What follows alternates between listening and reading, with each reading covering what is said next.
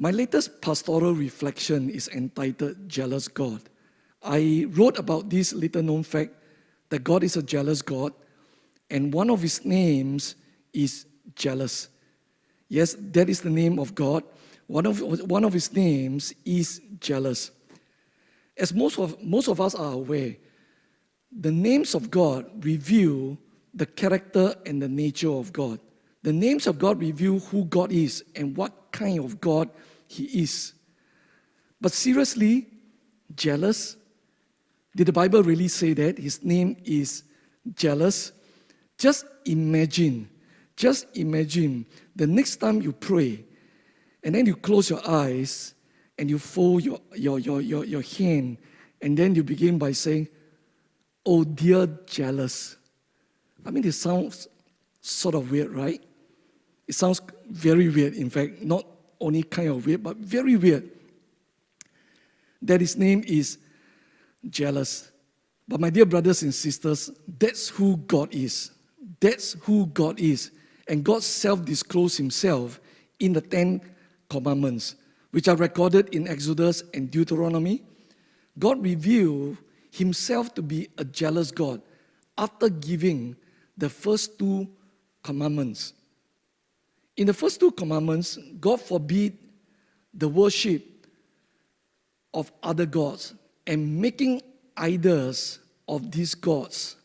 Immediately after that, God say these words. Exodus 20 verses 5 to 6. "You shall not bow down to them or worship them. For I, the Lord your God, am a jealous God, punishing the children for the sin of the fathers to the 3rd and 4th generation of those who hate me, but showing love to 1,000 generations of those who love me and keep my commandments." Now, after this self-disclosure of his nature of jealousy, God then elaborated on what jealousy means. Now, divine jealousy means to God his exclusive covenantal relationship with his people, which in this case is the nation of Israel.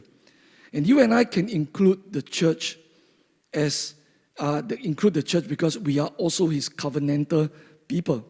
Now, God's jealousy, as you can see from the verse, is expressed as love on the one hand and judgment, anger and judgment on the other hand. God expects his covenant people to be faithful to him. In other words, to relate to him with steadfast loyalty and single-minded devotion. Our faithfulness to him, according to what God says here, will be richly rewarded.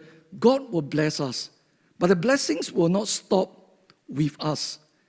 It will stretch to 1,000 generations. Now that is what I call far-reaching blessings. The blessings will not stop at us. The blessings will continue for 1,000 generations for those who are faithful to him, for those who follow him with steadfast loyalty and single-minded devotion. However, unfaithfulness will be dealt with severely. God does not tolerate compromises. God does not tolerate split loyalty. He punishes the sins of the father to the 3rd and 4th generation. I know that many Christians are stunned and shocked that such a thing is mentioned in the Bible. But that's exactly what God says, and I'm not going to go into detail on that at all today. But while that is serious and shocking, it also shows the mercy of God. Do you catch that? Blessing stretches for 1,000 generations. But then, when it comes to the wrath of God, the anger of God, and the punishment of sin, it stops at the 4th generation. So you realize here that God's jealousy is intense. God loves immensely. God judges severely. We were told in Deuteronomy chapter 4, verse 24, "For the Lord your God is a consuming fire, a jealous God." Now we often pray, and I realize that in the prayer of people, we use the term consuming fire in different ways. But biblically, consuming fire really means the anger of God and the judgment of God. And there are Christians who take offense at God's wrath and God's burning anger against sin.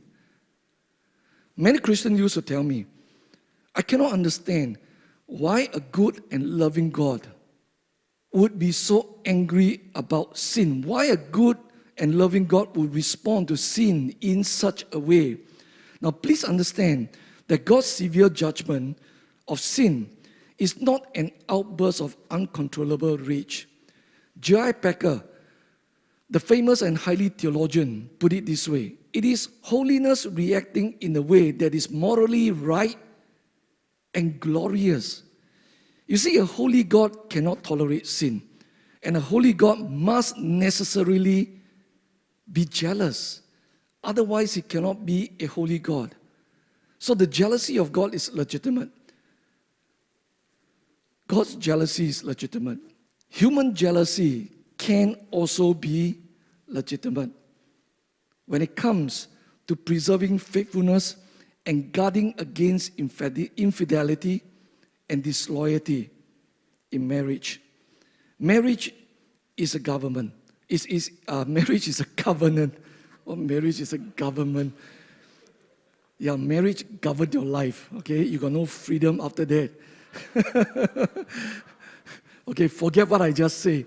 Marriage is a covenant. Okay, marriage is instituted by God.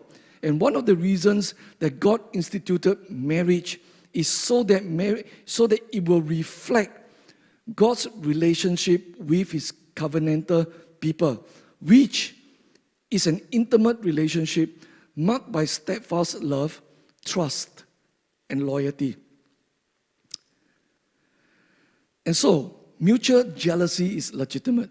A husband has the right to be jealous when he realizes that someone is coveting after his wife, and vice versa. I know that when the Bible talks about things like that, it always put in terms of the male gender, but applied to us, it is vice versa as well, right? So something is wrong if a spouse does not get jealous when his or her marriage becomes threatened. Now, few of you may know this, but there is an Old Testament law that addresses marital jealousy. If a husband suspects his wife to be unfaithful to him, and jealousy is roused within him, he can take the matter to the priest. Well, today, something like that happened, you can take the matter to the pastor. But the pastor will not be applying what I'm about to say. Okay? So, in the Old Testament time, for the nation of Israel, they can bring the matter of jealousy, or marital jealousy, to the priest. Now, without getting into the interesting details which you can read in Numbers chapter 5, the woman has to take an oath in the presence of God. She would hold a grain offering of jealousy, while the priest will hold the water of bitterness that brings the curse in his hand as he leads her in taking the oath. Now, if the woman is found to be unfaithful to the husband, this is a direct intervention from God, all right? Nothing human. It is totally divine. So if the woman is unfaithful to her husband, the Lord will cause her private parts to shrivel and her womb to swell. However, if the woman is innocent, then nothing would happen to her. I wonder how many of you have come across this passage in Numbers chapter 5. It is interesting. It just goes to show that that marital jealousy is legitimate in the eyes of God, that God even addressed such a matter in his Old Testament law. Now, these are two examples of the positive side of jealousy. Both have to do with fidelity and faithfulness in the context of marital relationship, or rather covenant relationships. Apart from that, most of the time, jealousy is a negative trait. Jealousy is a negative emotion. It is a powerful and destructive emotion that works quietly and insidiously in the hearts of people. We normally use the word envy to describe the negative aspect of this emotion of jealousy. Right? We come across the word envy, and most people think that jealousy and envy means the same thing. Actually, it means pretty much the same thing. Now, I think we know what envy means. Nevertheless, let's take a look at a few definitions of envy, taking from the secular sources as well as biblical sources, and my summary. Now, an online dictionary defines it this way. Envy is a feeling of discontent or resentful longing aroused by someone else's possessions, qualities, and good fortune. And then the famous Webster Dictionary, it defines envy as the painful or resentful awareness of an advantage enjoyed by another, joy by a desire to possess the same advantage. In other words, you don't just feel negative about what other people have. After that, you have that desire within you. You have that covetousness within you to want the same thing. Next, we'll look at the Bible Dictionary, the Vice Expository Dictionary. It says that envy is the feeling of displeasure. Okay, it's a feeling of displeasure produced by witnessing or hearing the advantages or prosperity of other people. So I do a summary of all these things, and I put it this way as succinctly as possible. Doesn't do justice to the understanding of the word envy. But let me summarize it this way. Envy is the pain or distress we feel over another person's attributes, possessions, success, blessings, and so on. And this pain of envy is a sin. This quiet pain of envy that you keep within your heart is a sin. Now, there is a slight or nuanced difference between the words jealousy and envy. I will not try to split atoms here, except to say that there is a positive side to the word jealousy. But when envy is used, it is almost always used in a negative sense of the word. Okay? It's always, almost always, not always, almost always used as a negative emotion, to mean negative, something negative about jealousy. The Bible uses these two words in the same way, quite interchangeably. Okay? So in my sermon today, I'm going to use them interchangeably. Sometimes I'll use the word envy, sometimes I'll use the word jealousy, but they all mean the same thing. And just to give you the heads up, I'm going to focus on the negative aspects of jealousy for the rest of the sermon. Now, in the remaining portion of the sermon, we're going to look at the insidious mechanics of envy. We're going to look at the insidious mechanics of envy. By mechanics, I mean the way envy works and operates in people's lives. Insidious means it works in a slow and subtle manner. It may not be very overt, that even the person who is jealous didn't even too much realize that he is caught up with deep jealousy. But then, though it works in a very subtle manner, in a very quiet manner, in a very slow manner, its effect can potentially be destructive, very harmful. Now, this is the way the spirit of envy works in people. Slow, subtle, but it produces much harm. Now, sometimes people say things like, "Oh, I'm so envious of you." And then people who go on vacation to say, New Zealand, okay, New Zealand, or Italy. And then you come across, you go to the countryside, to the vineyard and all that, you come across, wow, this beautiful house in such a fantastic setting with mountains on one side, streams on the other side, sitting on acres of beautiful land. And the next moment you found out that, hey, this house costs only as much as your HDB. And then you turn to your spouse or you turn to your friends traveling with you and you say that, I'm so envious of the Italians. I'm so envious of the New Zealanders. Or sometimes you we all say things like that once in a while. I'm so envious of that person. I want to be like him. Now, ladies and gentlemen, I'm not talking about envy, such kind of envy. Okay? We use the word envy, but it doesn't really describe, what envy really means. So I'm not referring to all these things. I'm referring to envy that is deep and intense.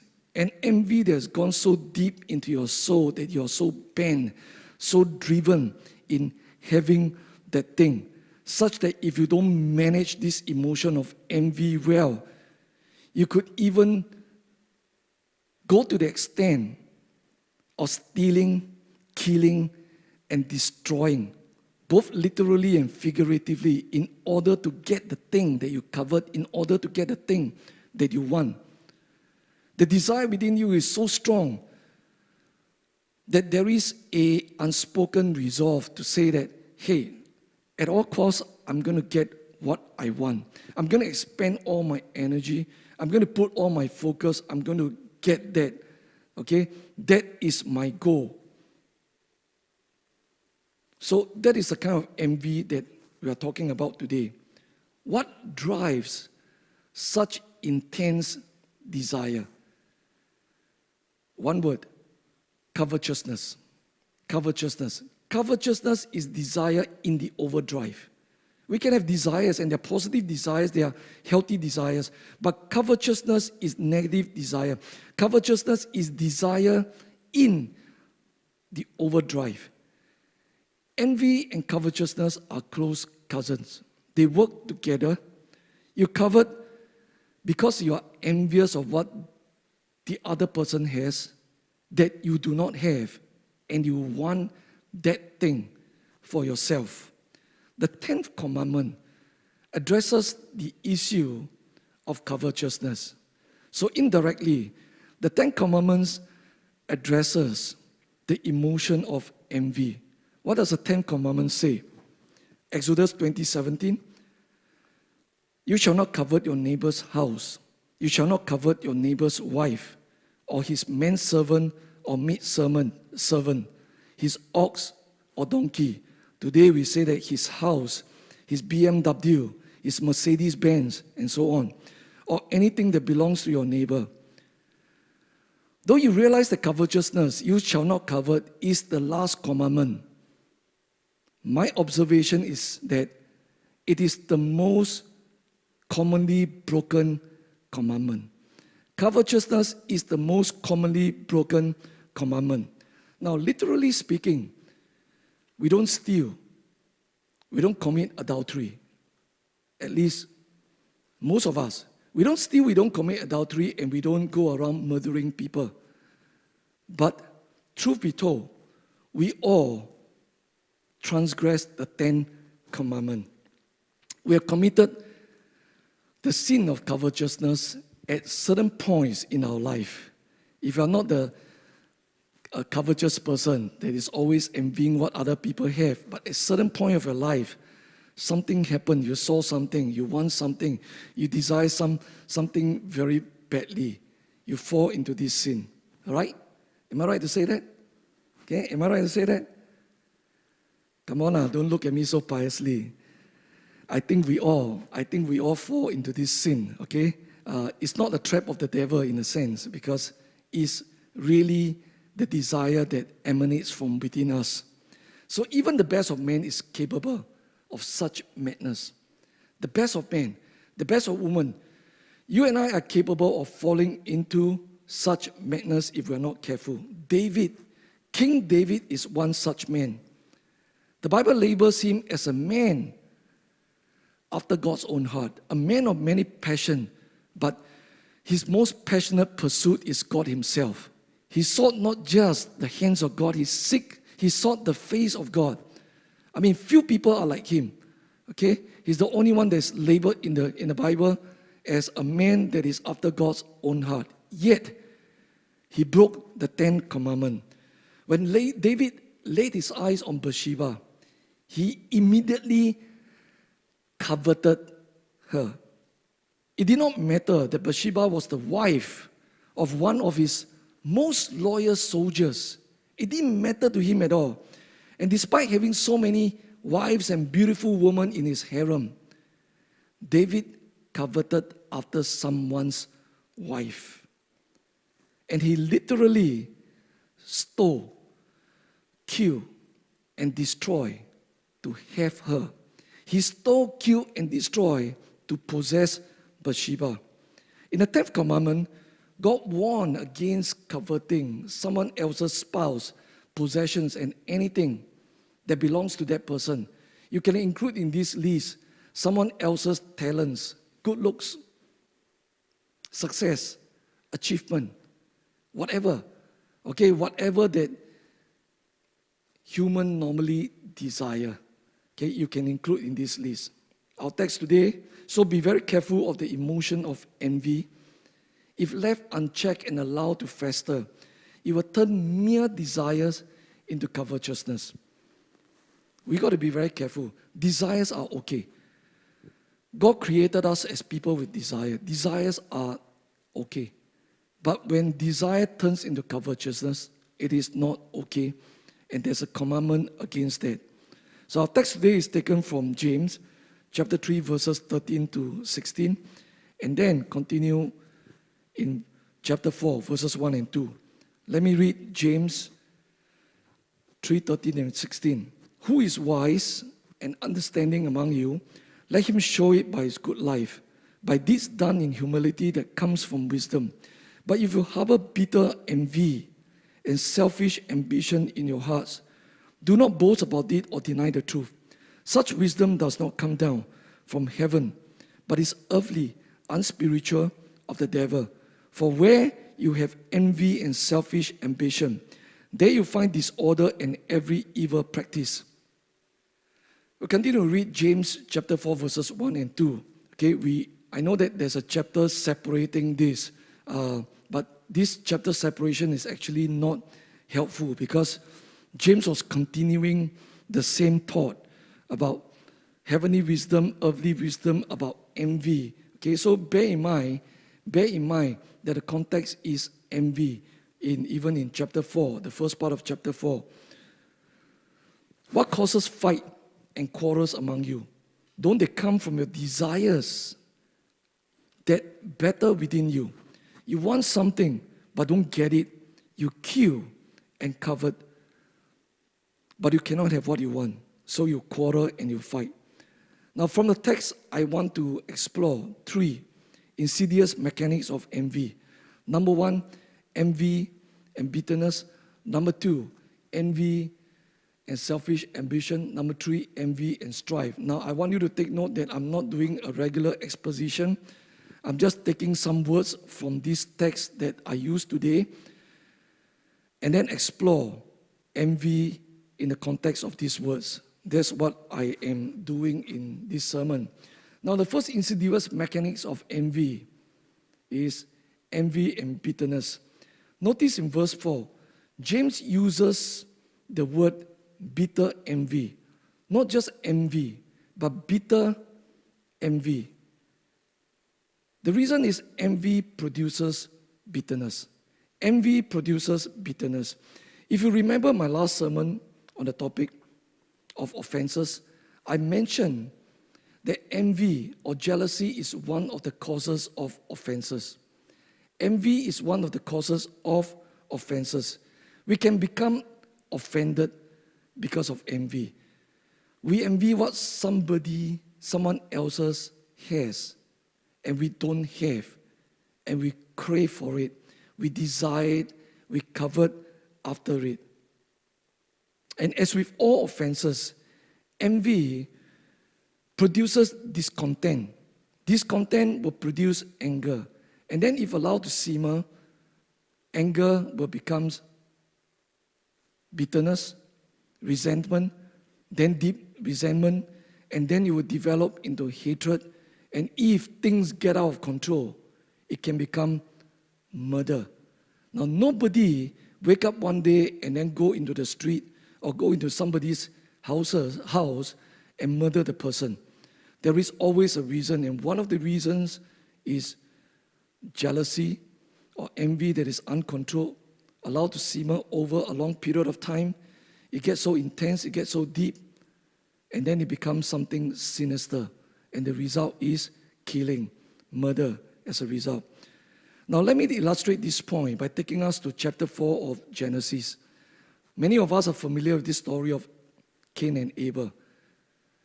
We are always told that this is the first recorded murder recorded in the Bible, and this is the first murder in human history. And you must know that this is premeditated murder, meaning to say that it is not an accident. It is not murder out of self-defense. It is cold-blooded murder. But what we are interested is this. Why did Cain murder Abel? Why did Cain murder Abel? One word, envy. Cain murdered his own brother. I mean, Adam and Eve at that time, I'll presume that there are no others as yet. No other children as yet. Only 2 kids, 2 boys, Cain and Abel, just between the 2 of them, and one of them got jealous over the other. So, Cain murdered Abel because he was jealous of Abel. And he was jealous because God favored Abel over Cain. The reason is this. Abel brought an acceptable offering of the best portion of the firstborn lamb, while Cain brought an offering of fruit. You may ask, Pastor, what's the matter with that? What's the matter with that? But it is not what God requires. Any sin sacrifice always requires the slaughtering of an animal, a sheep or a goat or an ox. And although the Bible didn't really talk about that, you can infer from the Genesis story, from even chapter 4 itself, from what God says later, which I will read. Now, as a result of that, God rejected Cain's offering. So Cain reacted. God was pleased with Abel, showed Abel favor, and Cain was envious. Now, Cain became angry, first envy, and then he became angry. We know that because God asked him. Genesis 4, verses 6 to 7, God asked Cain, why are you angry? Why is your face downcast? If you do what is right, will you not be accepted? But if you do not do what is right, sin is crouching at your door. Can you see? You do what is right, you do not do what is right. If you do not do what is right, sin is crouching at your door. It desires to have you, but you must master it. What is the sin? What is the it? It is a sin of jealousy. It is not even about anger or anything else. It is the sin of jealousy. Okay? The sin of jealousy is crouching at your door. The sin of jealousy desires to have you, but you must master it. You must master it. And we see from this passage that his jealousy, his envy, turned into anger. Anger on his brother. And it was so bad that his countenance changed. That means his face changed. I'm sure you've experienced this before. Somebody in the throes of jealousy, deep jealousy, the face is never the same. When it comes into the person he's jealous with, the face always is downcast. The face always shows like there's something cloudy, something dark there. So God asked him, why is your face downcast? Now this is a sign that anger has developed into bitterness, and then resentment, deep resentment. This is a sign of what James says in chapter 3 of James. Deep envy, bitter envy rather. Bitter envy. Now God warned Cain to master his emotion of bitter envy, failing which it's a tendency emotion of hatred and murder would take over. It will overcome him. It will control him. But Cain failed to heed the promise of God. And what happened next is recorded as the first murder in human history. Can you see how insidious envy is? Only two men, or rather, 2 persons in a family, and now the population is only 4 persons. And yet envy struck so quickly. Do we blame it on God? God, why do we play favorite? This is not a case of like Jacob playing favorite. He loved Joseph more than the other sons. This is a matter of right and wrong. Cain did something wrong, something that is unacceptable. The offering was unacceptable. But Abel did what was right, and very naturally God will bless the person who did what was right. But the other person got angry. That's how insidious envy is. The effects can be shocking. The effects can be irreparable. Now, there are 2 other lessons that we can learn from this story. First, Cain was not just angry with his brother. He was angry with God. Do you realize that? His anger was directed at his brother, but he was at the same time also angry with God. Now, it is very natural. If you believe that the Almighty God is ultimately in control of everything, then the blame must ultimately fall on God. If you believe that God is in control, He's sovereign and He's in control of everything, this person get blessed, this person don't get blessed. At the end of the day, you may be jealous of that person, but then your question will be directed back at God. God, you play favorite. You're unfair. Unfair, God. Why you bless the person and you didn't bless me? Why you give him such a rich singing voice? And for me, such a horrible voice. And you get envious. And you get bitter. First, you are jealous of the person with a good singing voice. And then the next moment, you're angry with God for giving the person a good singing voice and not giving you a good voice at all. That's how it works. Never mind the fact that you did not do what was right and acceptable in the eyes of God in the first place. Just like Cain did not bother to bring the right offering to God.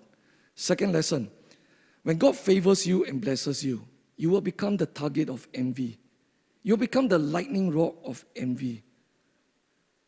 It's good for young people to know that as you grow up, you work hard, you do well, you're successful, people will get envious of you. Okay? That is how people around you will react. As Pastor Michael Kavanaugh say, envy is a natural byproduct of being favored by God. When God chooses to bless you, you can expect people to cast a jealous eyes on you. They will badmouth you, criticize you, and say all kinds of unkind and untruthful words about you. Like Cain, they would not bother to find out why God blesses that person and not you. They do not see the hard work that you have put in. They do not see your righteousness, which please God. They only see your success.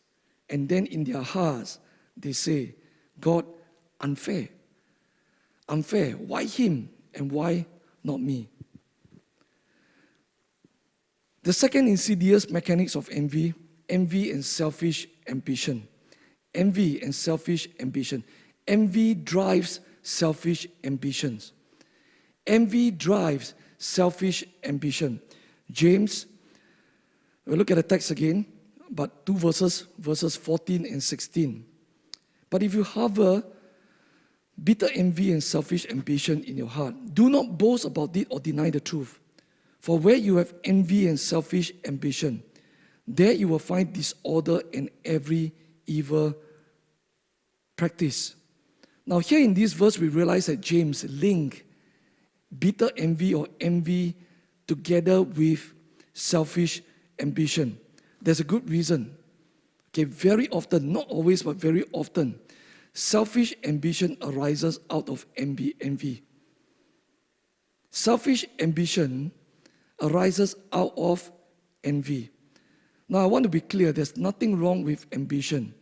There is absolutely nothing wrong with ambition. Healthy ambitions motivates us and spurs us to do excellently in our service, in our work, and in our study.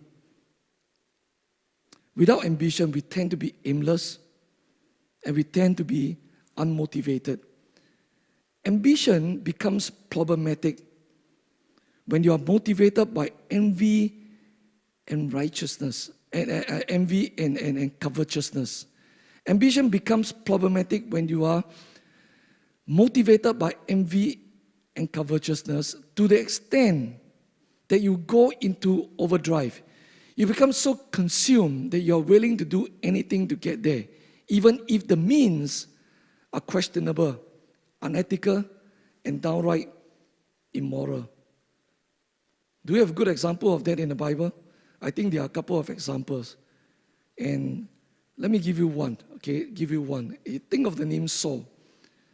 And really both Saul, King Saul, and the Pharisee Saul that became the Apostle Paul. Okay, both of them go through that thing about envy and then selfish ambition. But for this illustration, I will talk about Saul as in the Apostle Paul. Now, Saul was a brilliant man.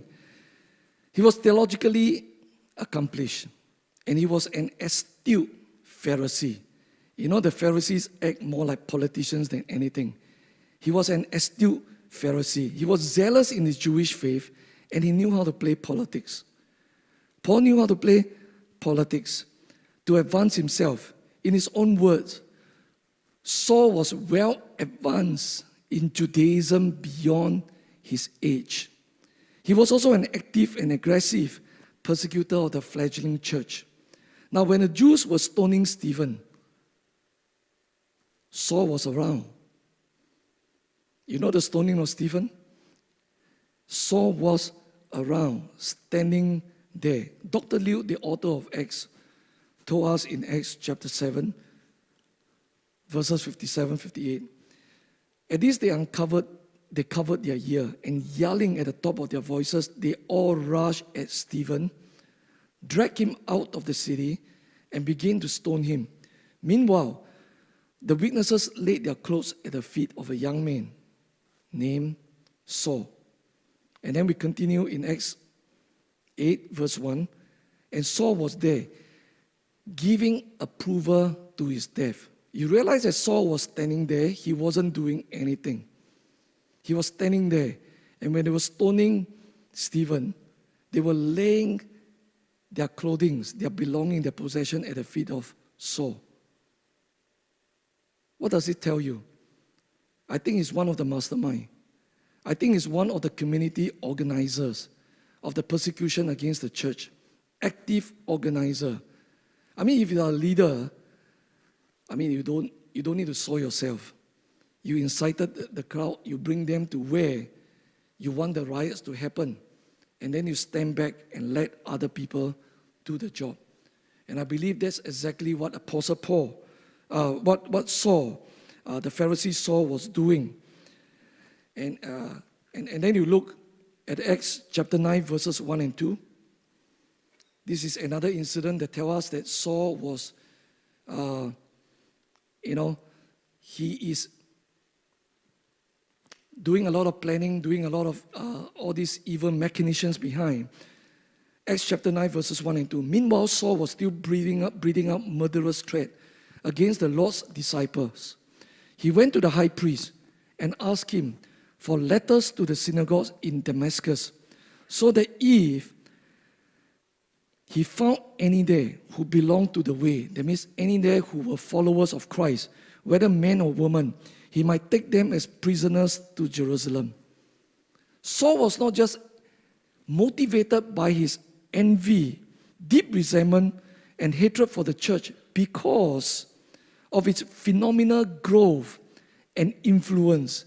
He was also making his chess move to further his career, to further himself, his ambition. It was his ambition to quickly rise through the ranks of the party of the Pharisees and to get into the good books of the Sanhedrins, which is the highest Jewish religious authority. in the Roman Empire, centered in Jerusalem. Saul was so consumed with envy and with achieving his selfish ambition that he resorted to the brutal killing and persecution of the Christians or of the followers of Christ. I want to be very careful here because you don't call the Jews Christians. Until today, you don't call them Christians, even if they are believers of Christ. They don't like to be called Christians. Okay? They are the follower of Yeshua, follower of Messiah. So Saul was on his way to Damascus when the risen Lord met him, and everything changed. He was gloriously converted. Saul, now called Paul, became a radically changed man. I mean, you cannot encounter God in such a phenomenal way and then become unchanged. You can't. Saul was radically changed. Saul was phenomenally changed. But you know what? Saul continued to be an ambitious man. Saul continued to be a very ambitious man. Otherwise, how would he have brought the gospel to so many cities and towns throughout the vast Roman Empire? He was relentless in his evangelistic pursuits. Remember, at that time, there were no trains, no aeroplanes, no emails, no WhatsApp. Yet Saul managed to accomplish much. He brought the gospel throughout the entire Roman Empire. And then it's Paul's turn right now to suffer persecution. Because of spreading the gospel, because he was so successful, Paul suffered tremendous persecution. He was persecuted everywhere he went. He was persecuted not only by the Roman authorities, he was persecuted not only by the Jews. He was also persecuted by fellow preachers, fellow leaders of the Christian faith. He was persecuted by these people. Philippians chapter 1, verses 15 to 18. This is what Paul says to the Philippians. It is true that some preach Christ out of envy and rivalry. Some preach Christ out of envy and rivalry, but others out of goodwill. The latter do so in love, knowing that I am put here for the defense of the gospel. The former preach Christ out of selfish ambition. I can put the word envy there. Out of envy and selfish ambition, not sincerely supposing that they can stir up trouble for me while I am in chain, while I am in prison. But Paul being Paul, what does it matter? He says, the important thing is that in every way, whether from false motives of truth, Christ is preached, and because of this I rejoice. Yes, and I will continue to rejoice. But Paul, it didn't stop Paul from calling out these preachers who persecuted him. It didn't stop Paul from calling out these preachers who preach out of envy and selfish ambition. Why were they envious of Paul? Because he was successful. Because he was known as the Apostle Paul. He wasn't part of the 12. And yet he was more well known throughout the whole Roman Empire than the other apostles. Because these other apostles during the initial decades was focusing more on the Jewish community. But Paul took the gospel to both the Jewish community and also the Gentile community. And many of these Christian preachers were envious of Paul because of his fame, because of his success, because of his achievement, because of the anointing that they can see was resting upon Paul. Everywhere he goes. I mean, Paul wasn't a good preacher. By his own admission, Paul was not a good preacher at all. But whenever Paul preaches and teaches, it was accompanied by a demonstration of power. You see miracles, you see healing, you see astounding signs and wonder. Things like that were happening to Paul's ministry on a frequent basis, and these people were jealous, just jealous. And so Paul says that I'm in prison and they were stirring troubles while I was in chain. What did they say? Maybe they say Paul was a criminal. That's why he went to jail. Maybe he did something to the fund of the church. That's why he was inside there. Maybe of impropriety, they began to slander him. They began to say whatever they want about this man, taking advantage of the situation. Put him down while the man was in prison. Now that is what envy and selfish ambition can do to people. Even preachers. Today you'll say that pastors, leaders, even preachers who are supposed to know better can fall into this trap of envy and selfish ambition. See how insidious it is. Now we must learn to master the emotions of envy and selfish ambition. Otherwise, these sins will master us. You may not get to the extent of killing people, but you do character assassination.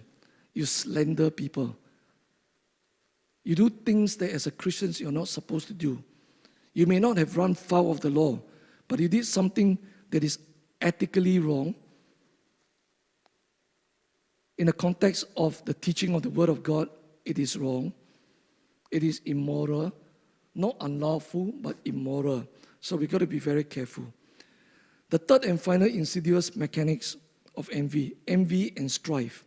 Envy and strife. Envy invariably leads to strife. By strife, I mean rivalry, conflict, contention, sharp disagreement, and things of this nature.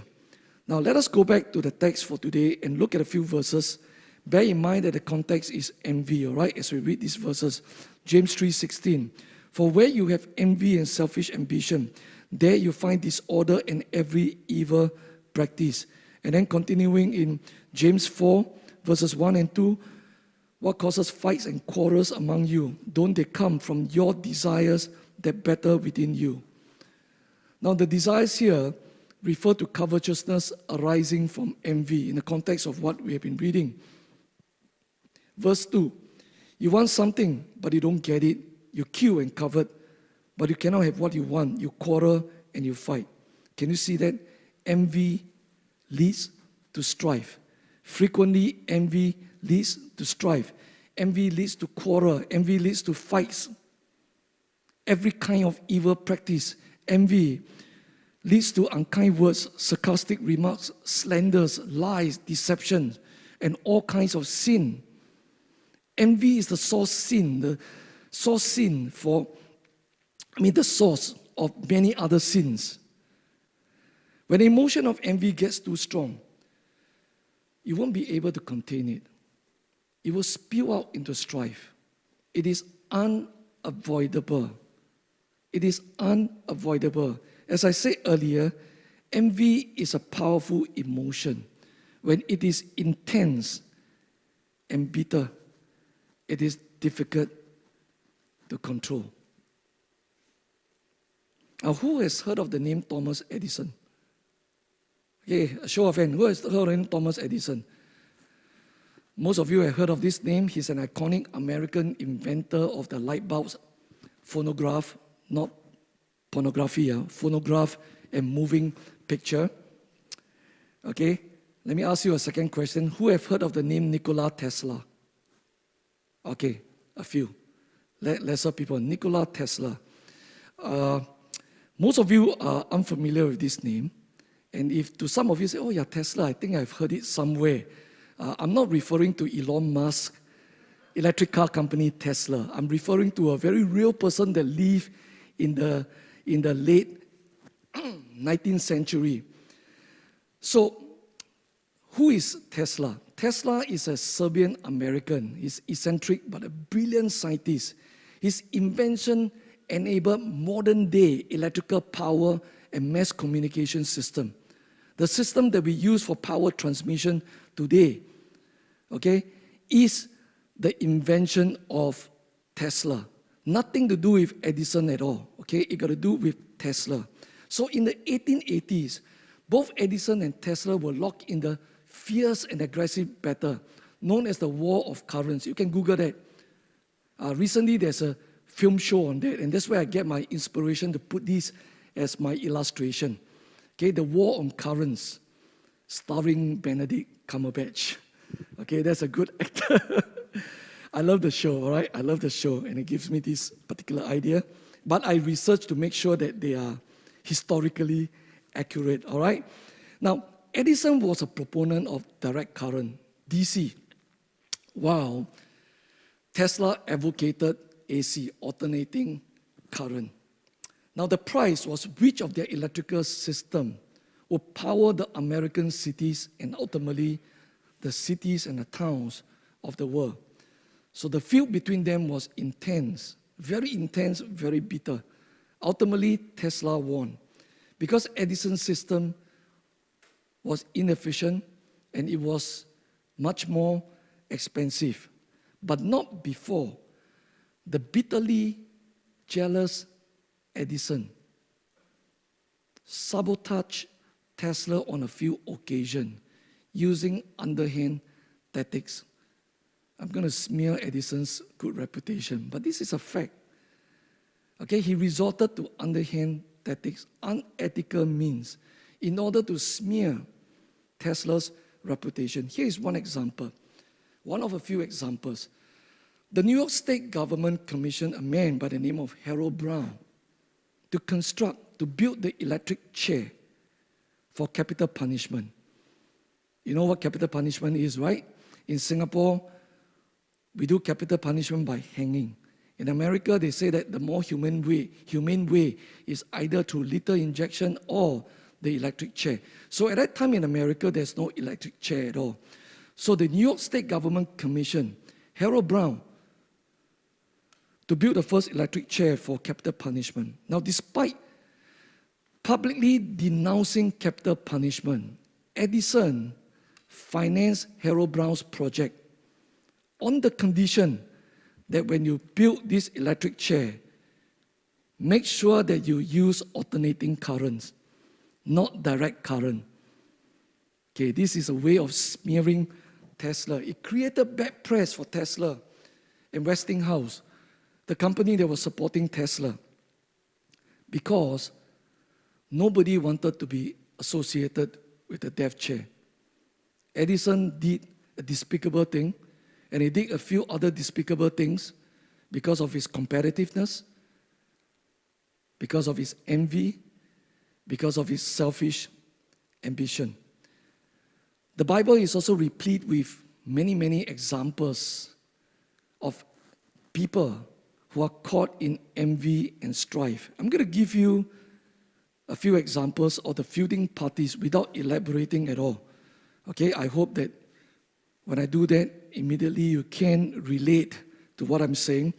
Lot and Abraham's herdsmen. I will include Lot himself. Sarah and Hagar. Okay, I put the name of the envious party first. Okay, so you get a drift of that. Jacob and Esau, Rachel and Leah, Joseph's brother and Joseph, Miriam and Moses' wife, Peninnah and Hannah, Saul and David, Absalom and his father David, Adonijah and Solomon, the Middle Persian court officials and Daniel, the Pharisees and Jesus. And of course, there is God, there is Satan and God. Now, 5 times in the New Testament writings, envy is associated with selfish ambition. I'm just going to read to you 2 verses. 2 Corinthians 12:20. For I'm afraid that perhaps when I come, I may find you to be not what I wish, and may be found by you to be not what you wish, that perhaps there will be strife, jealousy, angry tempers, disputes, slanders, gossip, arrogance, disturbances. And then in Philippians 5:1-15, which we have read earlier, but this is from the New American Standard Bible, some to be sure are preaching Christ, even from envy and strife, but some also from goodwill. I want you to know that God frowns upon envy. God frowns upon envy and strife. Now, one of the most dramatic examples of envy and strife is between Moses and a group of 250 men who are prominent people, council members, and reputable community leaders, led by three men, Korah, Dathan, and Abiram. They rebelled against Moses. Most of you know that. But what was the reason of their rebellion? Now, Korah and his gang were envious of Moses and Aaron. They quarreled with them, accusing them of exalting themselves over other qualified people like themselves. They said, "What makes you better than us? Why are you the leader of the nation of Israel? Did you appoint yourself? Did you appoint your own brother to be the high priest? What about the rest of us? We are all Levites. Why are we not appointed to lofty positions?" So the reason of the quarrel is envy. And as a result of that, it produces strife. Could you imagine three men gather a group of 250 other prominent leaders? The Israelite camp was in a disarray as a result of all this mumbling and grumbling and complaining. Now, this wicked man failed to understand that God was not a democratic leader. God was not a democratic ruler. It was up to him to appoint whoever he chose to lead. God was sovereign.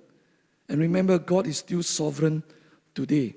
So God was angry with Korah and his gang. What did he do? He caused the earth to open up, swallow these three men and the 250 men, and not only that, and also all their family members. And then the earth closed up again, so that nobody reading many years and centuries later can say that, I think that is a coincidence. It was just an earthquake.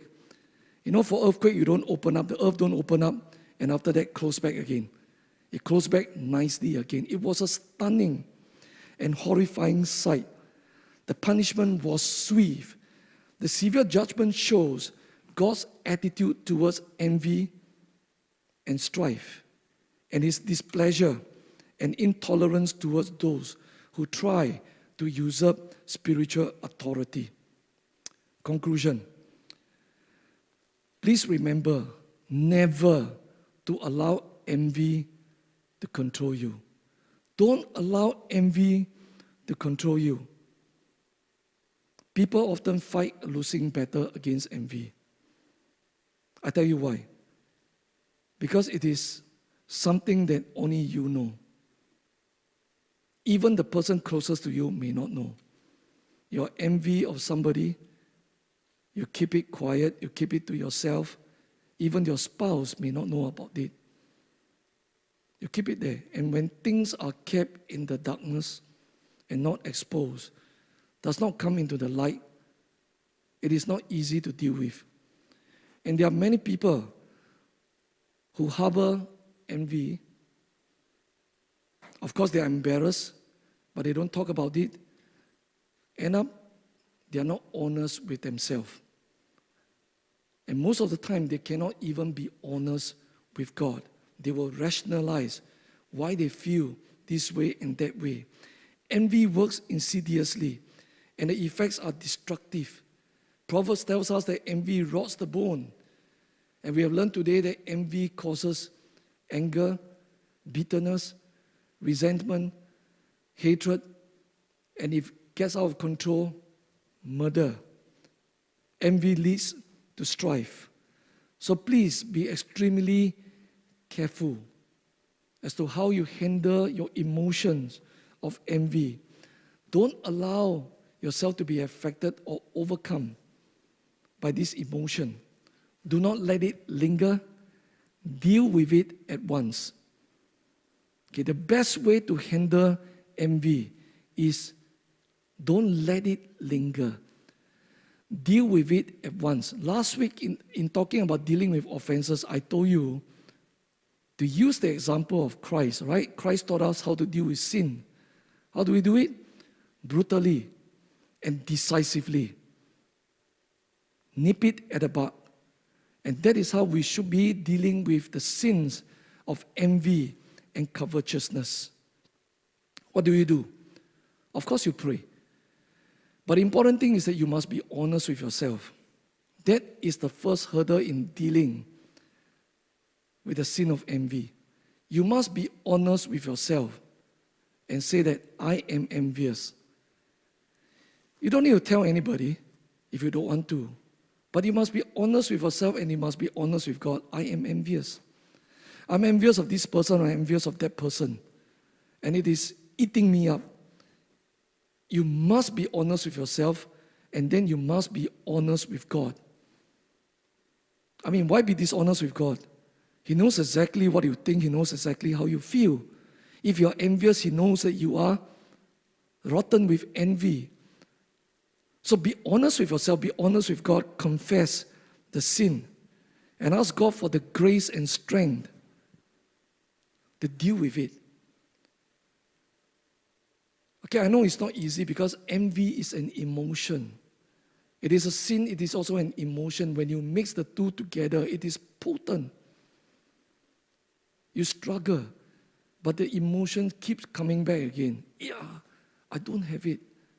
He has it, she has it, I don't have it. Why is she so pretty? And why am I so ugly? Whether it's real or perceived, it doesn't matter. It's an emotional thing and you feel it. So we want to be very careful about it.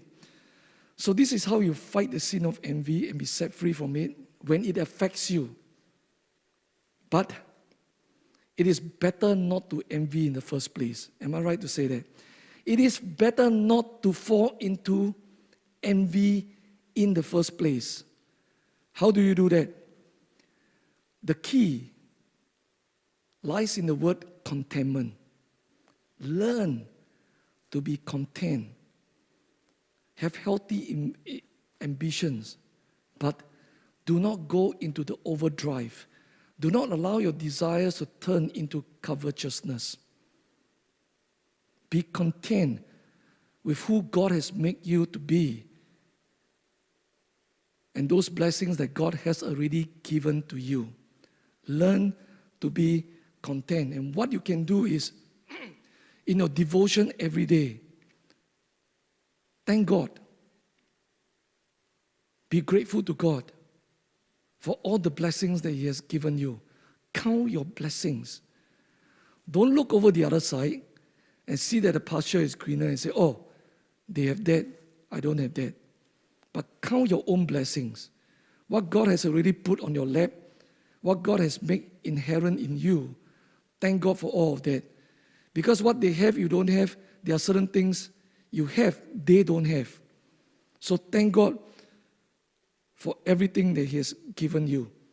Just by being thankful and grateful on a daily basis, it will go a long way in helping you to be content. And then to master the emotion of envy and covetousness. I know it is not easy. Anything to do with emotion is not easy, but let's learn to practice contentment. And yes, that's the word I use, practice contentment. Father, I thank you for your blessings. I thank you for my good look, no matter how you look. I thank you for the talents that you have given me. I thank you for this, for that, for everything. If you got nothing to thank God for that blade of grass by the roadside. Thank God for anything. If you cultivate a heart of thankfulness and gratefulness, you will cultivate contentment pretty quickly. So let me close with these words of the Apostle Paul. Philippians 4:11-13. I've learned to be content, whatever the circumstances. Whatever the circumstances. I know what it is to be in need, and I know what it is to have plenty.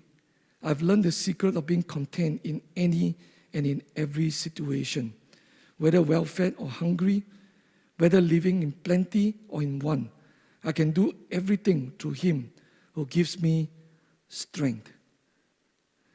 I know that many of you quote this verse. I can do everything, all right? Anything and everything through Christ who gives me strength. Normally you pray that in the context of what? Not in the context of contentment, in the context of everything except contentment.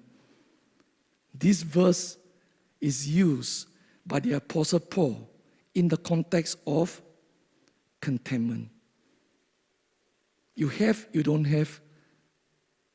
You have, you don't have. I can do everything through him who gives me strength. Be very careful about the sin and the emotion of envy. Amen? Amen. Shall we rise?